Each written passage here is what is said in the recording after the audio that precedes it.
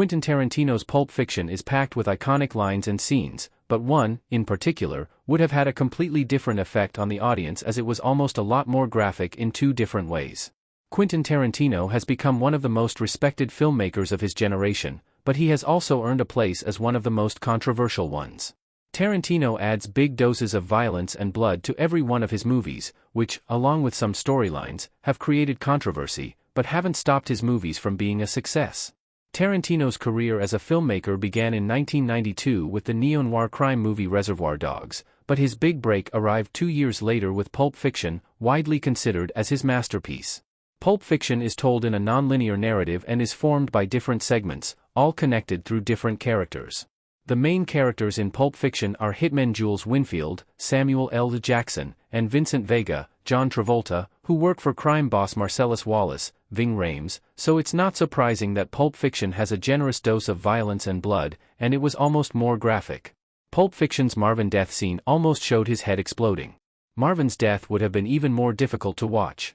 Despite its themes, Pulp Fiction only has 7 deaths, but they were graphic and shocking enough to cause controversy. One of the most memorable and shocking deaths in Pulp Fiction was Marvin's, Phil LaMarr, an informer of Vincent and Jules who was at Brett's apartment in the first segment, led by Jules and Vincent. After killing Brett and the rest, Jules and Vincent took Marvin with them, and in the car, Jules and Vincent were discussing the divine intervention moment they had just had at Brett's apartment. Vincent turned to the back seat to ask for Marvin's opinion, but they hit a bump and Vincent accidentally shot Marvin in the face. What followed was Vincent and Jules' efforts to clean the car so the cops wouldn't stop them, as the car ended up covered in blood.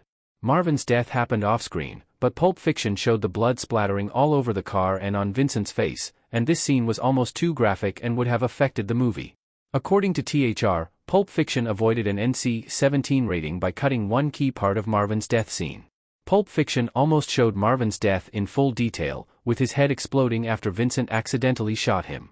Keeping this scene would have granted Pulp Fiction an NC-17 rating, which could have affected the critics' and audience's reaction to it, and in the end, due to all the other graphic scenes of different types throughout the movie, it was given an R rating.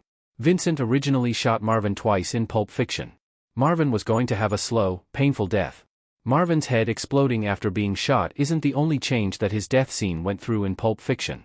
The scene not only went through changes in post-production, but also while filming, and Marvin's death was almost slower and more painful, and would have also had a direct impact on Vincent and his reception by the audience. According to LaMarr, Marvin was originally going to be shot twice. When the gun accidentally went off after hitting the bump, the bullet would have hit Marvin in the throat. Immediately after, there would have been Jules and Vincent's panicked conversation about shooting Marvin and what to do next.